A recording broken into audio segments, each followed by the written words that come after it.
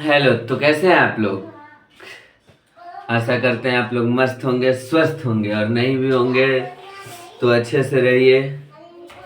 आप लोगों का जैसा कि कमेंट आता था, सारे स्टूडेंट का क्वेश्चन रहता था कि सर हिंदी का भी बता दीजिए कि हिंदी में कैसे क्वेश्चन आता है, किस तरह से क्वेश्चन पूछता है हिंदी में, और थोड़ा हिंदी के बारे में भी बताइए। तो बताने से पहले हम आप लोगों को उसके एग्जाम पैटर्न से रूबरू करवाते हैं कि हिंदी का एग्जाम पैटर्न कैसा होता है, हिंदी में क्या क्या क्वेश्चन पूछता है, कैसे पूछता है। तो पहले हिंदी के एग्जाम पैटर्न को आप लोग समझ लीजिए, जान लीजिए।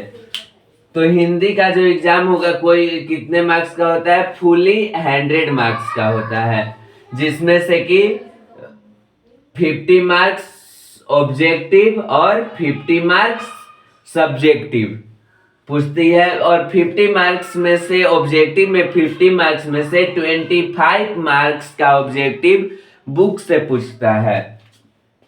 और बुक से क्या क्या पूछता है, तो गद्य के लेखक और वो किस रूप में है, यानी कि राइटर, फॉर्म्स और उसका नाम, वो लेख का वो जो है उस चीज का नाम, वो चैप्टर का नाम, उसके राइटर का नाम, और वो किस विधा में लिखा हुआ है, यानी कि कहानी है या क्या है वो।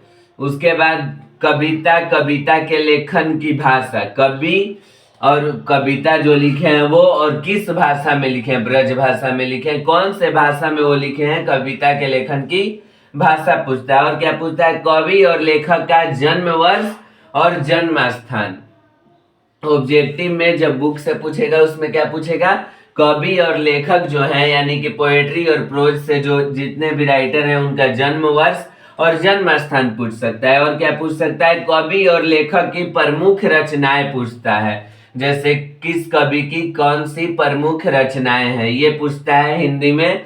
कवि और लेखक का उपनाम और पुरस्कार, जैसे गांधी जी का उपनाम क्या है, बापू, वैसे ही इन लोगों का उपनाम, जैसे जवाहरलाल नेहरू को चाचा, तो उपनाम उनका पूछ सकता है। और उनको क्या क्या पुरस्कार मिले हैं ये पूछता है। उसके बाद पूछ सकता है कहानी के प्रमुख सदस्यों का नाम, जितने भी स्टोरी हैं, जितने भी आपके स्टोरी हैं, उन स्टोरियों का क्या पूछ सकता है, कवि और लेखक का उपनाम और कहानी के प्रमुख सदस्य कौन से सदस्य हैं और उनका काम क्या है, ये पूछता है। और व्याकरण भी 25 मार्क्स का पूछता है, व्याकरण से भी ऑब्जेक्टिव जो पूछता है वो 25 मार्क्स का पूछता है।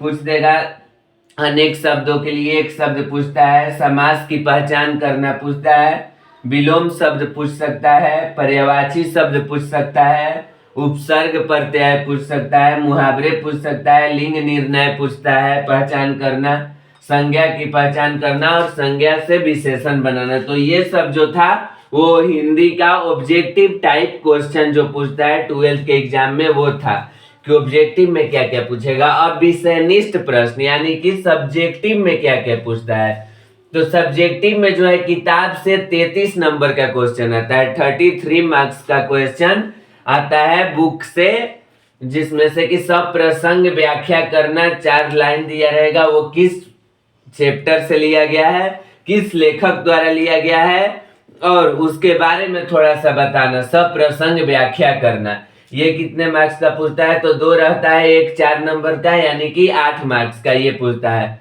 शॉर्ट क्वेश्चन आंसर पूछता है आपका यहाँ पे 10 मार्क्स का, जो 5 लिखना रहता है उसमें से 2-2 नंबर का। लॉन्ग क्वेश्चन आंसर 3 पूछता है 15 नंबर का, यानी कि अब तो डबल हो गया, तो 6, तो 15 मार्क्स का वो रहता है। और व्याकरण यहाँ पे सब्जेक्टिव में व्याकरण जो पूछता है वो कितने का पूछता है, 8 मार्क्स का निबंध लेखन, यानी कि लेख पूछता है, तो लेख अच्छे से समझ के जाइएगा। पत्र लेखन 5 नंबर का पूछता है, यानी कि एप्लीकेशन और लेटर्स। किसी एक पर संक्षेप करना है, यानी कि एक पूरा पैराग्राफ दे देगा, उस पैराग्राफ को हमें संक्षेप में करके लिखना रहता है, वो पूछता है 4 मार्क्स का। तो ये था आपका इंग्लिश का एग्जाम पैटर्न। इसी तरह से आपके इंग्लिश के एग्जाम में क्वेश्चन पूछती है क्लास 12th के इंग्लिश का एग्जाम पैटर्न यही